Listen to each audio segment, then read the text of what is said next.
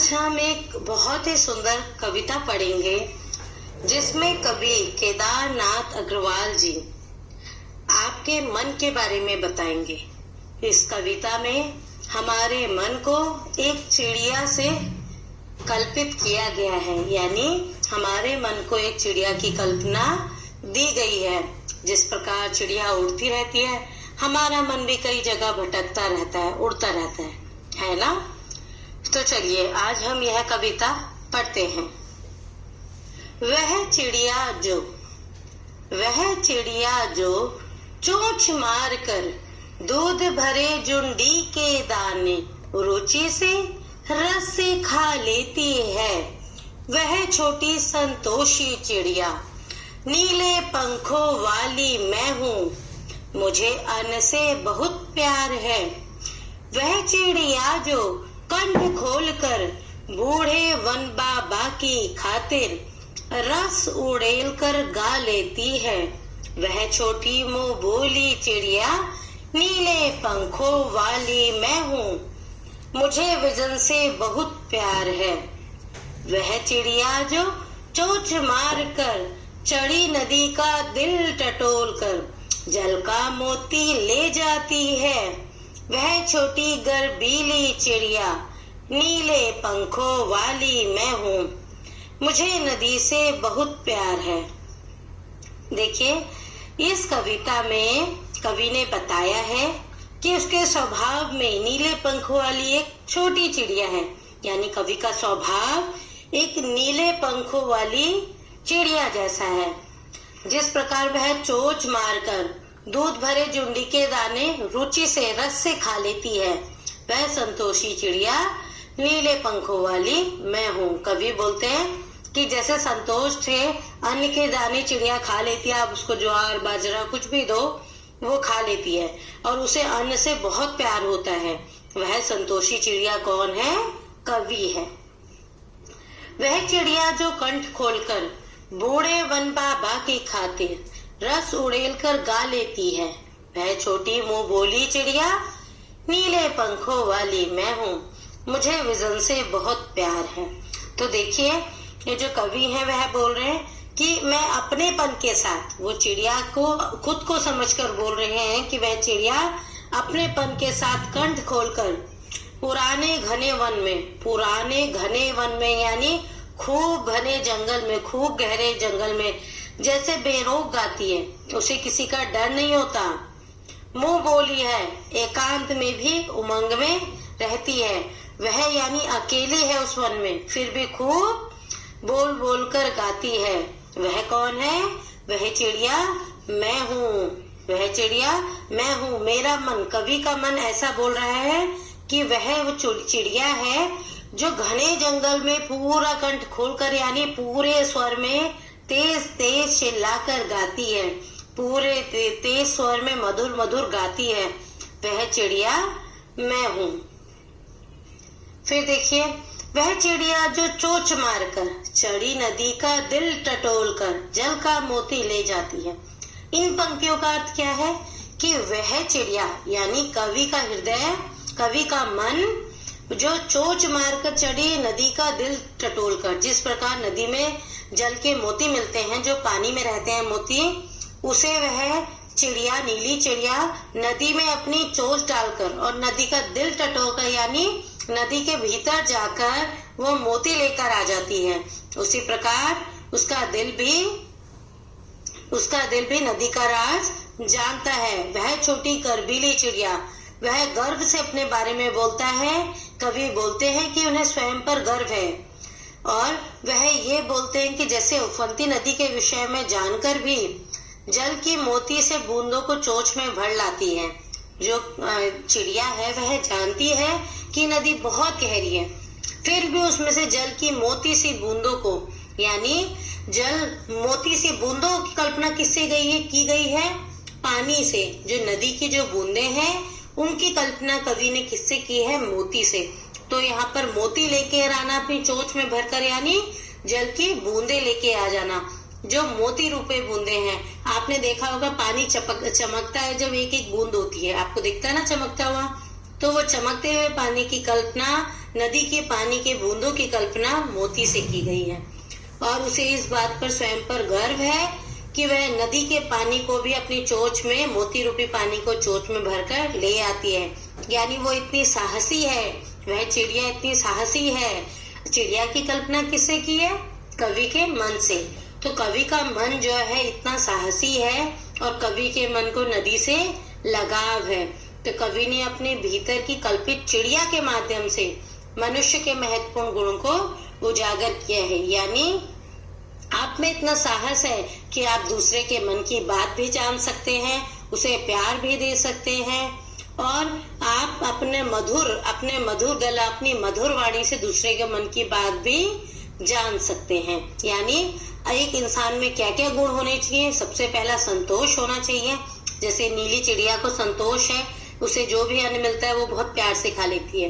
तो उसी तरह केदारनाथ अग्रवाल जी ने मनुष्य के गुण को संबोधित किया है कि हमें संतोष ही होना चाहिए इस नीली चिड़िया की तरह और हमारा गला मीठा होना चाहिए, कंठ इतना मीठा होना चाहिए कि हम अगर किसी के मन में कोई हलचल चल रही हो, किसी के मन में बहुत दुख हो, तो हम अपनी वाणी से उसका दिल खोल सकें, उससे प्यार से बात कर सके और उसके मन की बात जान सके।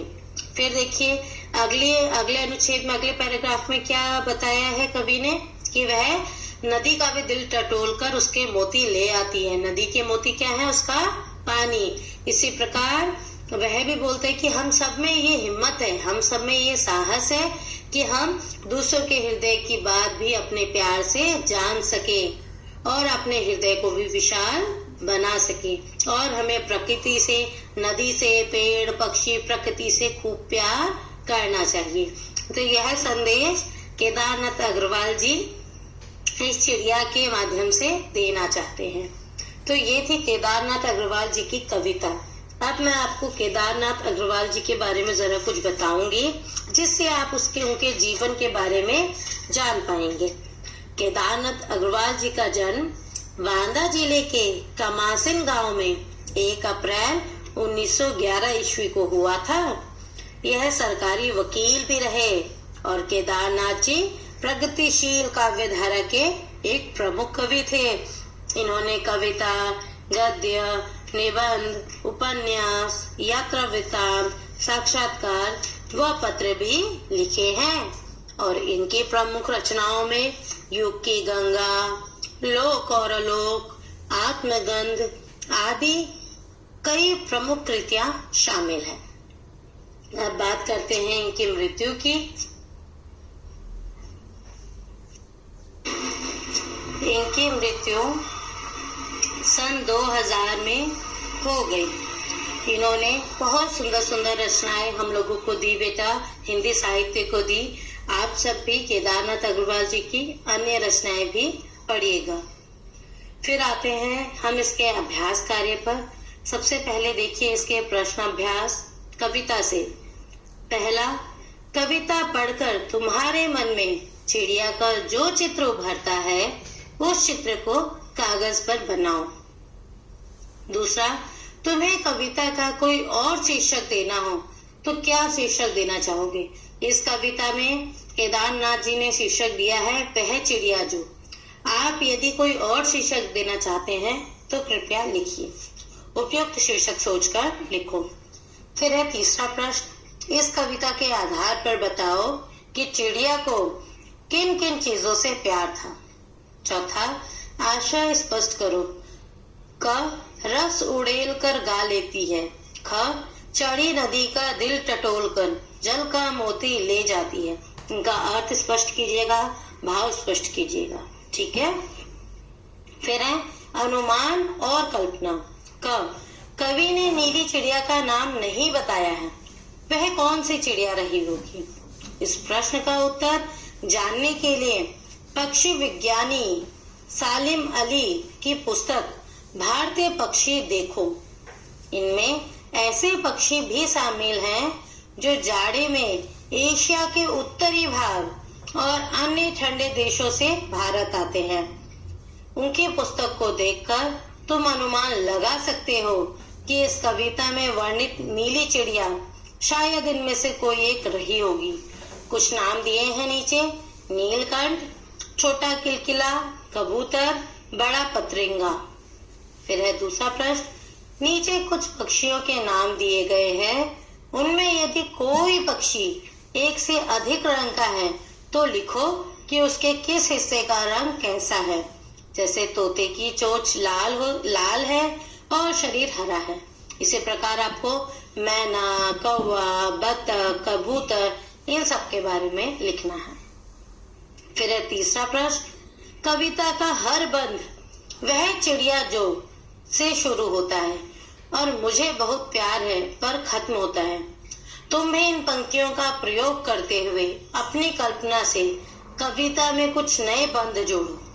ठीक है।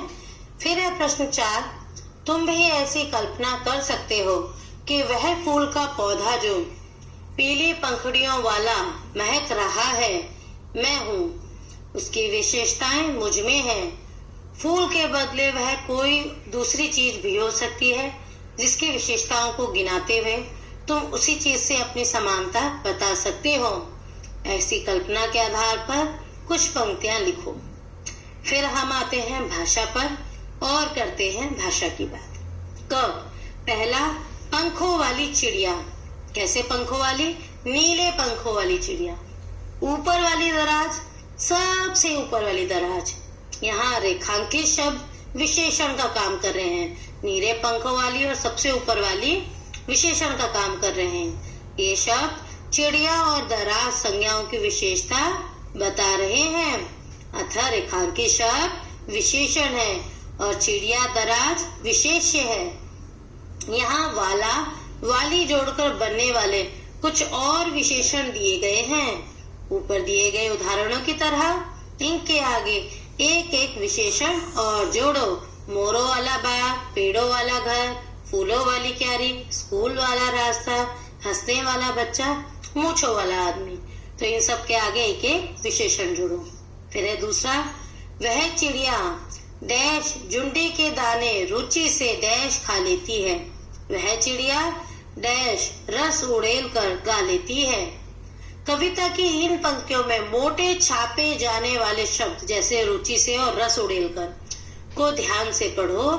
पहले वाक्य में रुचि से खाने के ढंग की ओर और दूसरे वाक्य में रस उड़ेल कर गाने के ढंग की विशेषता बता रहे हैं। अतः ये दोनों क्रिया विशेषण हैं।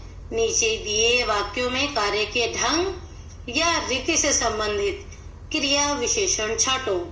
क, सोनाली जल्दी जल्दी मुंह में लड्डू ठूसने लगी। कैसे ठूसने लगी? जल्दी जल्दी। तो इसमें आपको जल्दी जल्दी रीतिवाचक क्रिया विशेषण बताया है। जहां पर आपको कैसे का बोध हो वह रीतिवाचक विशेषण होता है, क्रिया विशेषण। रीतिवाचक क्रिया विशेषण होता है। दूसरा, गेंद लुढ़कती हुई झाड़ियों में चली गई। कैसे? लुढ़कती हुई, बिल्कुल। तो यह क्रिया विशेषण है। फिर है ग, भूकंप के बाद जनजीवन धीरे धीरे सामान्य होने लगा। कैसे होने लगा? धीरे धीरे। तो यह धीरे धीरे रीतिवाचक क्रिया विशेषण है। फिर है घ, कोई सफेद सी चीज धप से आंगन में गिरी। कैसे? धप से, बिल्कुल सही। फिर अंग, टॉमी फुर्ती से चोर पर झपटा। च, तेजिंदा सहम कर कोने में बैठ गया। छ, आज अचानक ठंड बढ़ गई है। तो कैसे? आप इन शब्दों में मैंने आपको बताया कि कैसे का बोध जहां पर हो या जहां पर कोई काम करने का ढंग या रीति बताई जा रही हो वह रीतिवाचक क्रिया विशेषण होता है। तो इसे पूरा कीजिएगा। बस आज के लिए इतना ही। फिर मिलते हैं अगले पाठ के साथ। धन्यवाद।